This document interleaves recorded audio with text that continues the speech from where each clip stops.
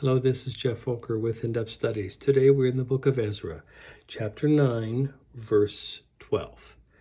And here this is, the context is regarding intermarriage that the Israelites did with the nations around them. And of course, that's in violation of the Mosaic law. So he says this, "Therefore, do not give your daughters in marriage to their sons or take their daughters for your sons. Do not seek a treaty of friendship with them at any time, that you may be strong and eat the good things of the land and leave it to your children as an everlasting inheritance."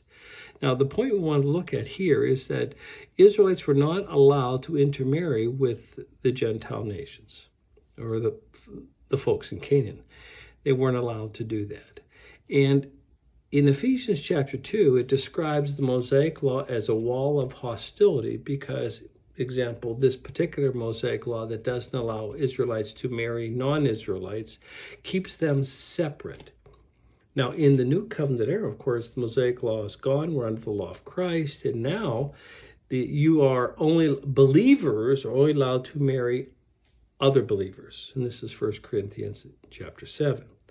So what we see the picture of this in the Old Covenant era with Israel not allowed to marry non-Israelites. But in the time of fulfillment, the New Covenant era, what we see is there is only now believers and unbelievers, and believers are only allowed to marry other believers.